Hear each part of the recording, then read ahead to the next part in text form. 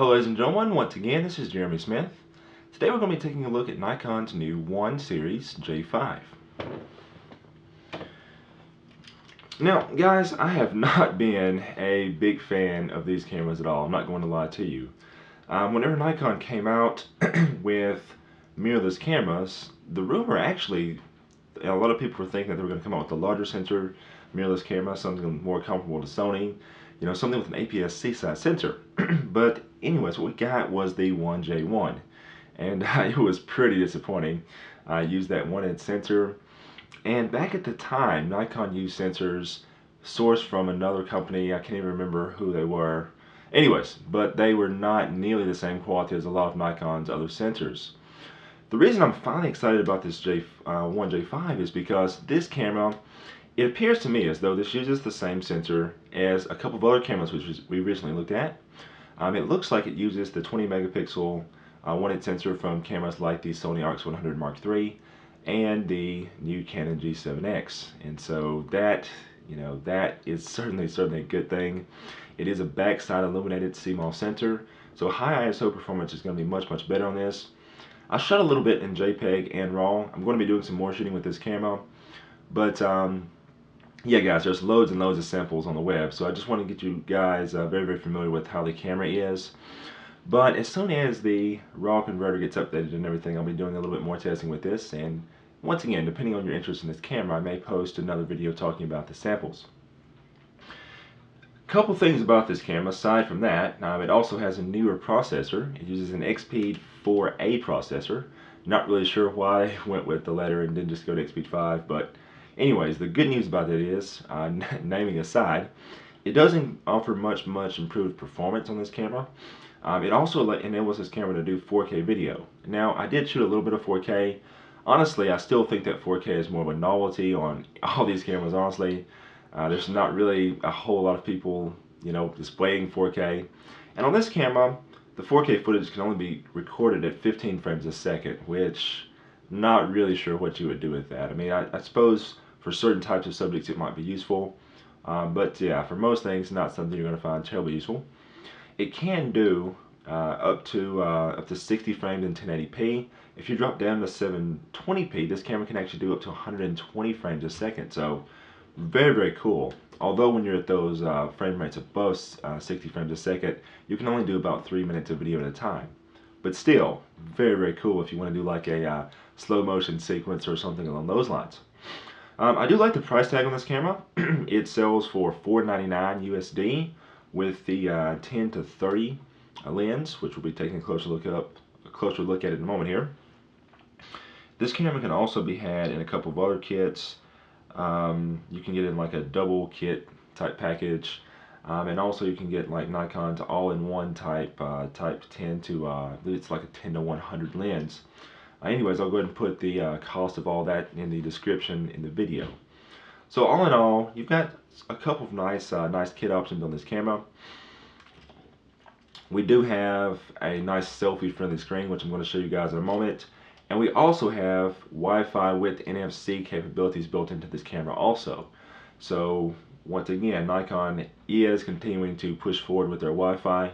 Hopefully very soon they will allow us to have Wi-Fi transfer to other devices other than smartphones and tablets. So hopefully we'll see like a Windows and Mac app that will allow us to transfer the photos wirelessly to a computer.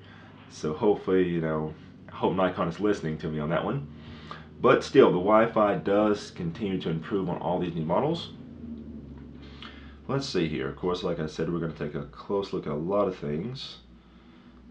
And let's see here. Oh yeah, and by the way, that 2-lens kit, I'll just go ahead and tell you. The 2-lens kit is the 10 to 30 and the 30 to 110. And that's going to be selling for about $750 USD.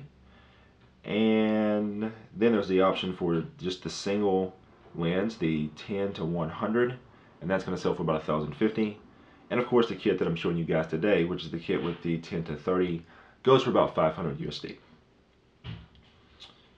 There's a lot of things I'm going to show you guys up close in a moment, but let's see here. Let me make sure there was nothing else I was going to mention at this point. Processor performance, sensitivity.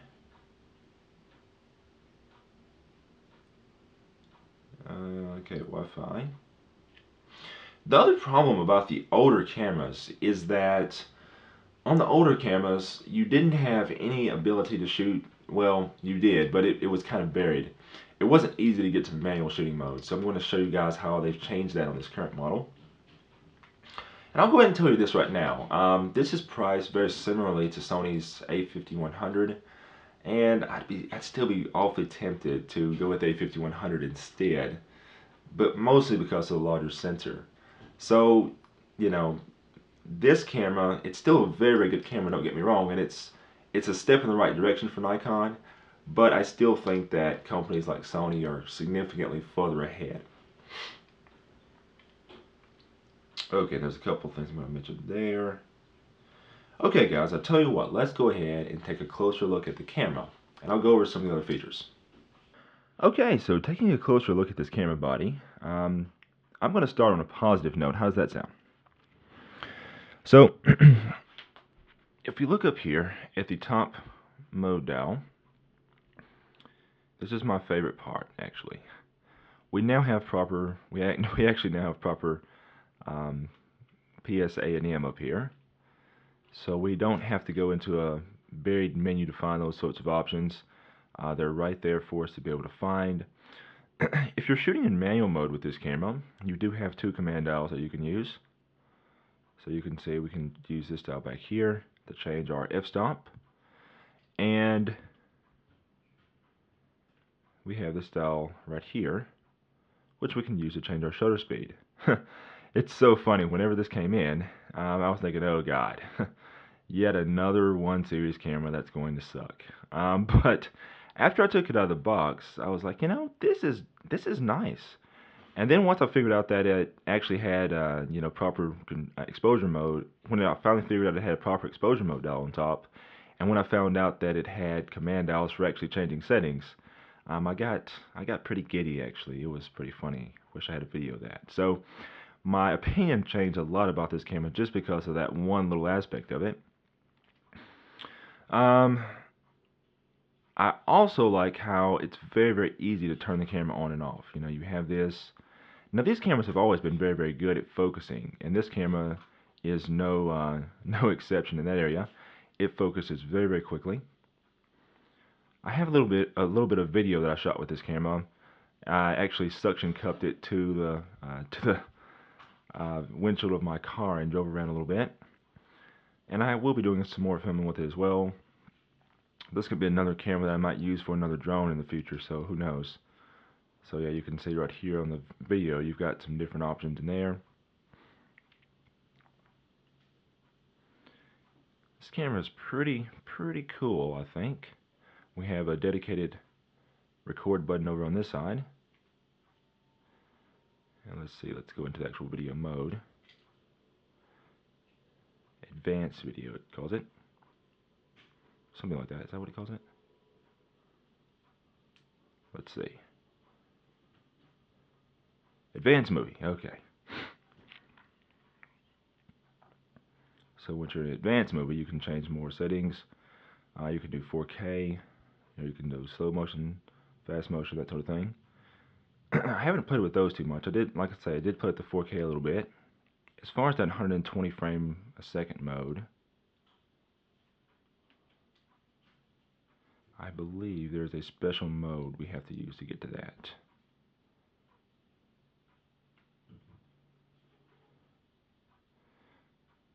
And of course we have the motion snapshot, where it in essence starts recording before you hit the shutter button.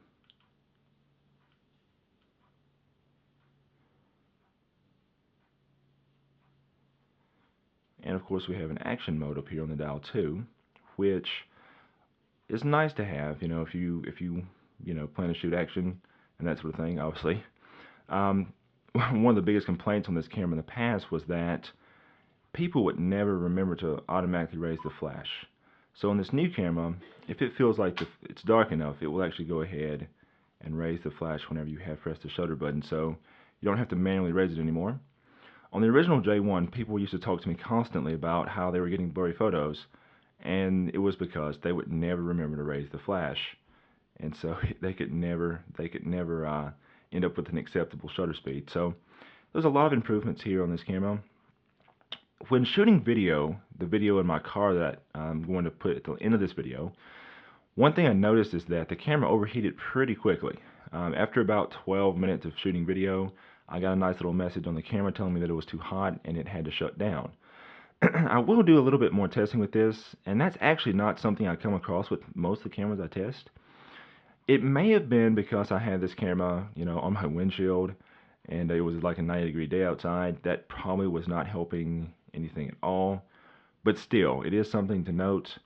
Even using small mirrorless cameras on my drones, I didn't get the overheating message a whole lot. So with this one, getting it so quickly, just inside the car and that sort of thing, I don't know. It was on the windshield in the sunlight, but it was inside the car with air on. So I was kind of shocked by that. The other thing that I see as a downside on this camera is that on this one, it actually uses micro SD cards. And I think that's really silly, actually. There's plenty of cameras.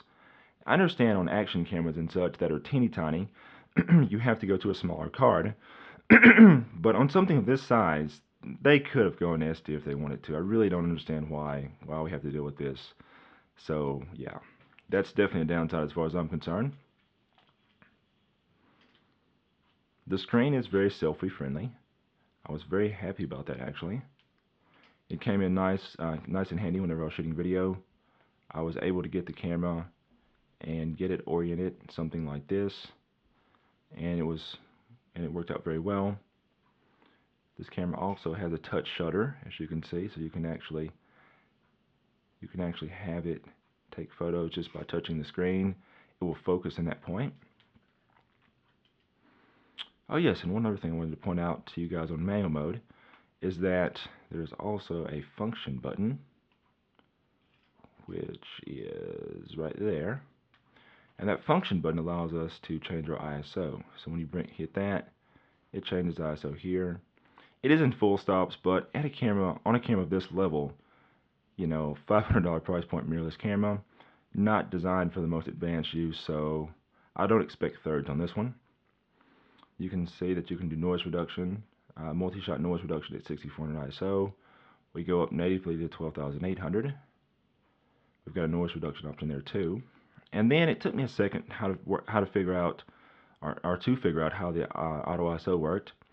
Basically, you've got auto 3200, auto 6400, and auto 800. And basically, by choosing 800, 3200, or 6400, you're just choosing the ceiling. So, in other words, if you put it on auto 3200, it won't go above 3200 ISO and so forth. So that's how that works.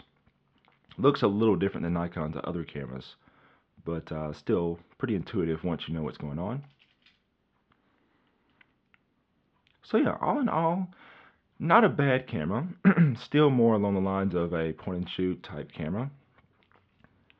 As I said though, if I were buying this or the Sony a5100, I would no doubt go with the a5100. But this is a step in the right direction for Nikon.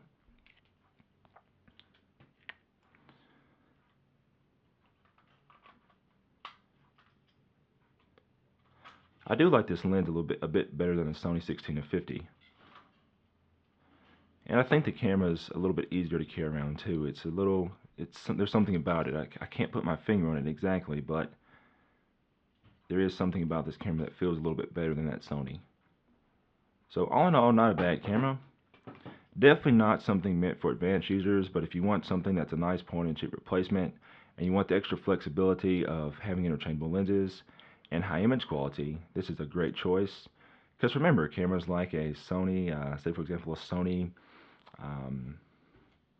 RX100 Mark III, or even the Canon Powershot G7X, both those cameras use a similar sensor, but they are a lot more expensive. So you can actually get comparable image quality and the ability to shoot 4K, even though it is a bit of a novelty on this one. You do have those extra features at a little bit lower price, plus you have interchangeable lenses, and you're not dealing with a camera that's much larger either. So yeah, makes lots of sense. If you guys have any questions, of course, write me in the comments below as always. And if there's anything specific you want to see on this camera, If I see a lot of people interested in one aspect of it, then another video will be in order. Until next time, be sure to like, share, and subscribe. And this is Jeremy Smith, signing off.